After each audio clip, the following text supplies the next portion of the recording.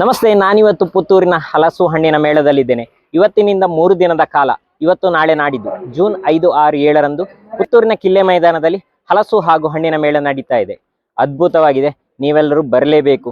ಹಲವಾರು ವಿಧದ ಹಣ್ಣುಗಳು, ಹಲಸಿನಲ್ಲಿಯೂ ಬೇರೆ ಬೇರೆ ವಿಧದ ತಳಿಯ ಹಣ್ಣುಗಳು ಕೂಡ ಇಲ್ಲಿ ಲಭ್ಯವಿದೆ. ವಿಧ ವಿಧದ ಮಾವಿನ ಹಣ್ಣು, ರಂಬುಟಾನ್, ಮ್ಯಾಂಗೋಸ್ಟಿನ್, ಡ್ರ್ಯಾಗನ್ ಫ್ರೂಟ್ ಮುಂತಾದ ಎಲ್ಲಾ ಹಣ್ಣುಗಳನ್ನು ಕೂಡ ನೀವಿಲ್ಲಿ ಕೊಂಡುಕೊಳ್ಳಬಹುದು, ಸವಿಯಬಹುದು. ಏನೆಲ್ಲ ಇದೆ ಅಂತ ಹೇಳಿ ನಾವು ನೋಡುವ. ಒಳಗೆ ಬಂದಾಗೆ ನಮ್ಗೆ ಇಲ್ಲಿ ಹಲಸಿನ ಹಣ್ಣು, ರಂಬುಟಾನ್, ಇಲ್ಲಿ ನೀವು ನೋಡ್ತಾ ಇರುವಂತದ್ದು ಡುರಿಯನ್ ಹಣ್ಣು ಆಯ್ತಾ. ಇದು ಕ್ವೀನ್ ವೆರೈಟಿಯ ಪೈನಾಪಲ್. ಇಲ್ಲಿ ಪ್ರದರ್ಶನಕ್ಕೆ ಕೂಡ ಇಟ್ಟಿದ್ದಾರೆ ಬೇರೆ ಬೇರೆ ಜಾತಿಯ ಹಣ್ಣುಗಳನ್ನು ಕೂಡ. ಹಲಸಿದೆ ಇಲ್ಲಿ. ಇದು ನಮ್ಮೆಲ್ಲರ ಪ್ರೀತಿಯ ರಂಬುಟಾನ್. ಇದು ರಂಬುಟಾನ್ನ ಅಪ್ಗ್ರೇಡೆಡ್ ವರ್ಷನ್ ಆಯ್ತಾ. ಕುಲಾಸನ್ ಅಂತೇಳಿ ಹೆಸರು.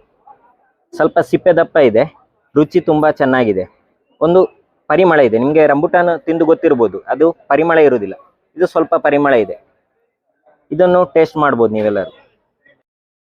ಇದು ಸಹಸ್ರ ಬಾಳೆ ಅಂತೆ ನೋಡಿ, 1000 ಬಾಳೆಕಾಯಿ ಇದೆ ಇದರಲ್ಲಿ.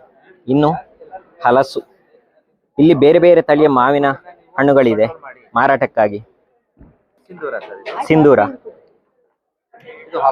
ಆಲ್ಫಾನ್ಸೋ, ಪೈರಿ ಇದೆ ಇಲ್ಲಿ, ಮಲ್ಲಿಕಾ, ಕಾಳಪ್ಪಾಡಿ, ಇದು ಮಲ್ಗೋವಾ. ಇಲ್ಲಿಯೂ ಬೇರೆ ಬೇರೆ ತಳಿಯ ಹಲಸಿನ ಹಣ್ಣುಗಳಿವೆ. ಕೆಂಪು ಬಣ್ಣ ಇದೆ, ಕೇಸರಿ ಬಣ್ಣದ್ದು ಇದೆ, ಹಳದಿ ಬಣ್ಣದ್ದು ಇದೆ.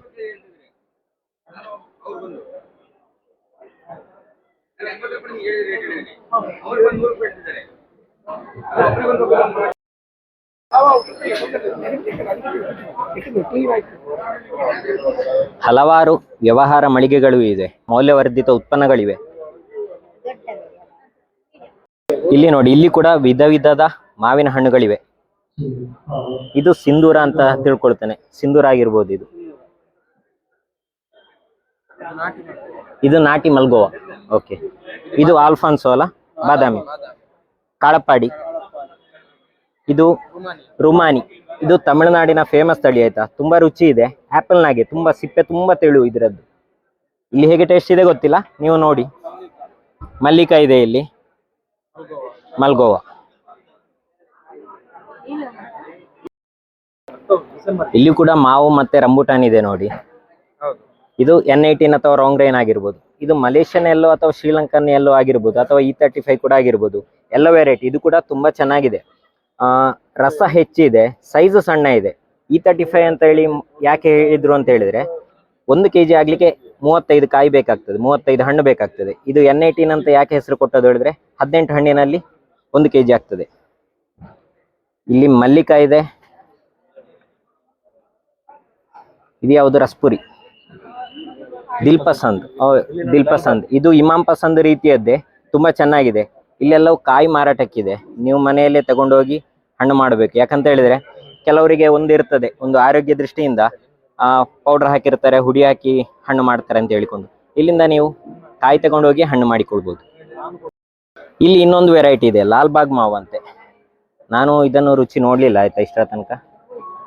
ತುಂಬಾ ಚೆನ್ನಾಗಿದೆ, ಸಿಂಧೂರದ ರೀತಿ ಇದೆ ನೋಡ್ಲಿಕ್ಕೆ. ಹಲ್ವದ ಅಂಗಡಿ ಇದೆ ಇಲ್ಲಿ ನೋಡಿ. ಹಲಸು ಬಾಳೆಹಣ್ಣಿನ ಹಲ್ವ ಇದೆ. ಒಂದು ಮೌಲ್ಯವರ್ಧಿತ ಉತ್ಪನ್ನವಾಗಿ ಈ ಬಾರಿ ಗೇರು ಹಣ್ಣಿನ ಹಲ್ವ ಕೂಡ ಇದೆ. ಒಮ್ಮೆ ಟೇಸ್ಟ್ ಮಾಡ್ಲೇಬೇಕಲ್ವಾ. ಇಲ್ಲೊಂದು ಹೋಮ್ಲಿ ಬೈಟ್ಸ್ ಅಂತ ಹೇಳಿಕೊಂಡು ಮೌಲ್ಯವರ್ಧಿತ ಉತ್ಪನ್ನಗಳ ಮಳಿಗೆ ಇದೆ. ಬೇರೆ ಬೇರೆ ಹುಡಿಗಳು ಸಿಗ್ತದೆ ನಮ್ಗೆ ಮನೆಯಲ್ಲಿ ಮಾಡಿಕೊಳ್ಳುವಂತದ್ದು. ಉಣ್ಣಿಯಪ್ಪ ಇದೆ ನೋಡಿ. ಊರ ಉತ್ಪನ್ನಗಳು ಇಲ್ಲಿ ತೋರಿಸಿದರೆ ಮಾರಾಟಕ್ಕೆ ಇಟ್ಟಿದ್ದಾರೆ. ಮರಿಕೆಯವರ ಪ್ಯಾರಡೈಸ್ ಇದೆ. ಹಲವಾರು ವಿಧದ ಕುರುಕಲು ತಿಂಡಿಗಳು, ಅಡುಕಳೆಯವರದು. ಗೇರು ಬೀಜ ಇದೆ. ಇದೆಲ್ಲ ಕುರುವೇರಿ ಕ್ಯಾಶ್ಯೂಸ್ನವರದು. ಬೇರೆ ಬೇರೆ ಫ್ಲೇವರ್ನ ಗೇರು ಬೀಜಗಳ ಉತ್ಪನ್ನಗಳಿವೆ. ನಮ್ಮ ಅನಂತಣ್ಣನ ಅಕ್ಷ ಗುಡಿ ಕೈಗಾರಿಕೆ ಇದೆ. ಕೃಷಿಕರಿಗಂತೂ ಇಲ್ಲಿ ಹಲವಾರು ಉತ್ಪನ್ನಗಳಿವೆ, ಅತ್ಯಗತ್ಯ ಉತ್ಪನ್ನಗಳು. ಹಲಸಿನಕಾಯಿಯ ಚಿಪ್ಸ್ ಎಲ್ಲರಿಗೂ ಇಷ್ಟ, ಆದ್ರೆ ಅದರ ಕೆಲಸ ಉಂಟಲ್ಲ, ತುಂಬಾ ಕಿರಿಕಿರಿ ಅಲ್ವಾ. ಅದನ್ನು ಕತ್ತರಿಸಬೇಕು. ಇವರು ಅದಕ್ಕೊಂದು ಪರಿಹಾರವಾಗಿ ಅದಕ್ಕೊಂದು ಮೆಷಿನ್ ಮಾಡಿದ್ದಾರೆ ನೋಡಿ. ಇಲ್ಲಿಂದ ಹಲಸಿನ ಸೊಳೆಯನ್ನು ಹಾಕಿದ್ರೆ ಇಲ್ಲಿ ಚಂದವಾಗಿ ಬರ್ತದೆ ನೋಡಿ. ನೋಡಿ, ಇನ್ನು ಡೈರೆಕ್ಟ್ ಎಣ್ಣೆಗೆ ಹಾಕಿ ಕರೆದ್ರೆ ಆಯ್ತು. ಇವರ ಬಗ್ಗೆ ಒಂದು ಡಿಟೇಲ್ ಆಗಿ ವಿಡಿಯೋ ಮಾಡ್ಬೇಕಲ್ಲ, ಮಾಡ್ತೇನೆ ಆಯ್ತಾ. ನಮ್ಮ ಭಟ್ ಅಂಡ್ ಭಟ್ ಇದ್ದಾರೆ ಇಲ್ಲಿ ಅವರ ಉತ್ಪನ್ನಗಳ ಜೊತೆ. ನಮಸ್ತೆ. ಹಲವಾರು ಕುರುಕುರ ತಿಂಡಿಗಳು ಇದೆ, ಉಪ್ಪಿನಕಾಯಿ ಇದೆ, ಸಾಂಬಾರು ಹುಡಿ, ಸಾರಿನ ಹುಡಿಗಳಿವೆ, ಹಲಸಿನ ಮೌಲ್ಯವರ್ಧಿತ ಉತ್ಪನ್ನಗಳು ಕೂಡ ಇದೆ.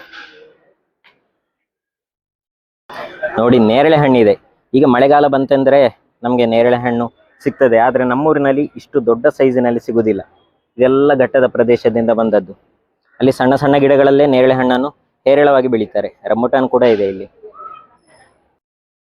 ಇದೊಂದು ಇಕೋ ಫ್ರೆಂಡ್ಲಿ ಉತ್ಪನ್ನದ ಮಳಿಗೆ ಆಯ್ತಾ. ಪರಿಸರಕ್ಕೆ ಹಾನಿ ಆಗದಂತದ, ಪ್ಲಾಸ್ಟಿಕ್ ಉಪಯೋಗ ಮಾಡದೆ ಮರ ಮುಂತಾದ ವಸ್ತುಗಳಿಂದ ತಯಾರಿಸಿದ ಉತ್ಪನ್ನಗಳಾಯ್ತಾ. ವರ್ತ್ ವಿಸಿಟ್, ಎಲ್ಲರೂ ಒಮ್ಮೆ ನೋಡ್ಲೇಬೇಕು, ಖರೀದಿ ಮಾಡಲೇಬೇಕು. ಎಷ್ಟು ಚೆನ್ನಾಗಿದೆ ನೋಡಿ, ಫಿನಿಶಿಂಗ್ ಕೂಡ ತುಂಬಾ ಚೆನ್ನಾಗಿದೆ.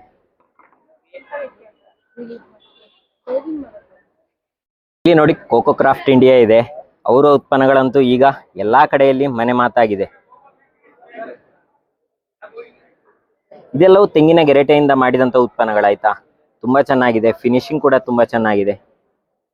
ಎಲ್ಲರೂ ಕೊಂಡುಕೊಳ್ಳಲೇಬೇಕಾದಂತ ಉತ್ಪನ್ನಗಳು. ನಿಜವಾಗಿ ಕೂಡ ಸಂಪೂರ್ಣವಾಗಿ ತೆಂಗಿನಕಾಯಿಯಿಂದ ಮೌಲ್ಯವರ್ಧಿತ ಉತ್ಪನ್ನಗಳನ್ನು ಇವರು ಮಾರಾಟ ಮಾಡ್ತಾ ಇದ್ದಾರೆ.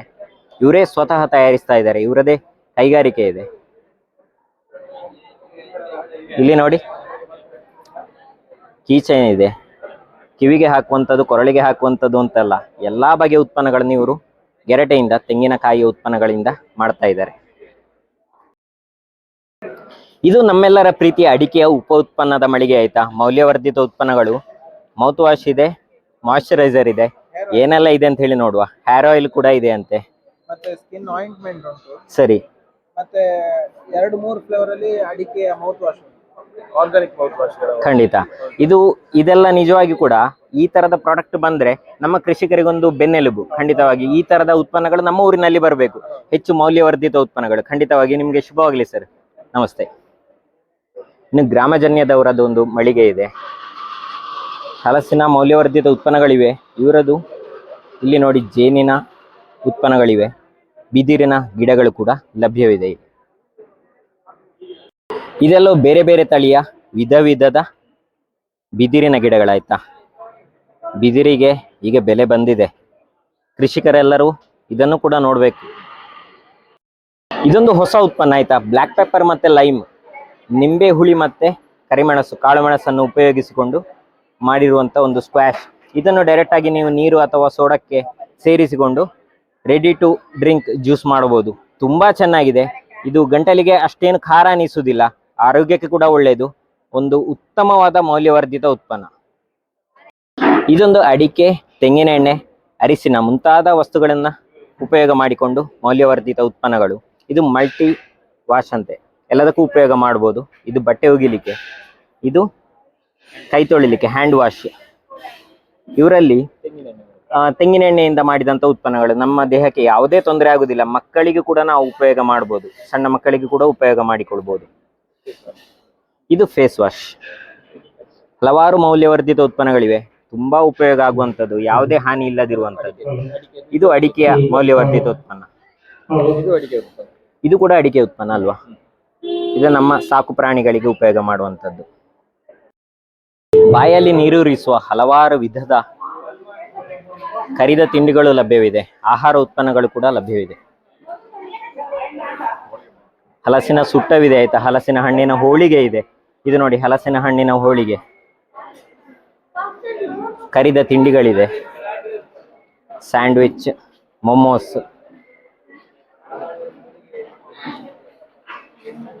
ಗುಜ್ಜೆ ಮಂಚೂರಿ, ಗುಜ್ಜೆ ಪೋಡಿ, ಸಮೋಸ, ಸುಟ್ಟವು, ಬನ್ಸ್ ಇದೆ, ಕರಿದ ತಿಂಡಿಗಳು ಲಭ್ಯವಿದೆ.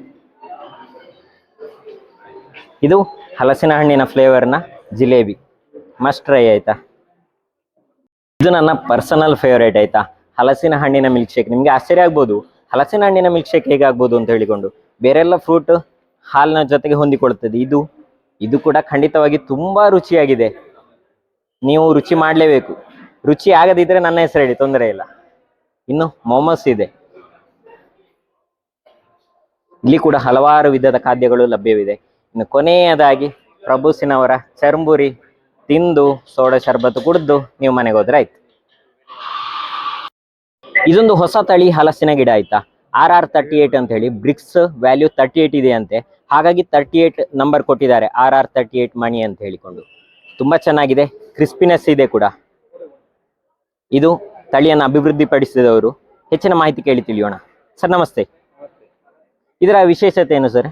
ಇದು ಸ್ವೀಟ್ನೆಸ್ 38 ಉಂಟು ಫಿಕ್ಸ್, ಮತ್ತೆ ಇದು ವೆಯ್ಟ್ kgs ಬರ್ತದೆ. ಓ ಸರಿ.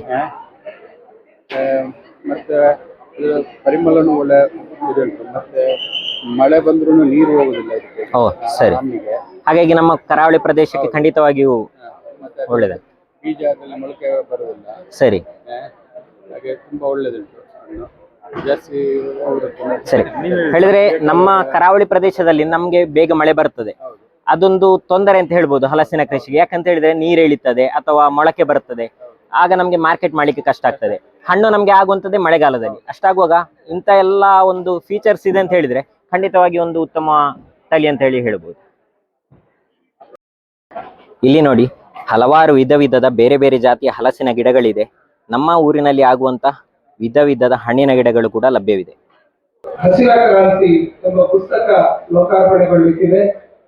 ಜೊತೆಗೆ RR38 ಮಾಣಿ ಎಂಬ ಒಂದು ಹಲಸಿನ ತಳಿ ಈ ವೇದಿಕೆಯಲ್ಲಿ ಆಸಕ್ತ ಬಂಧುಗಳು ವೇದಿಕೆ ಮುಂಭಾಗದಲ್ಲಿ ಬಂದು ಆಶೀರ್ವಾದಬೇಕು ಅಂತ ಈ ಮೂಲಕ ಕೇಳ್ಕೊಳ್ತಾ ಇದ್ದೇವೆ.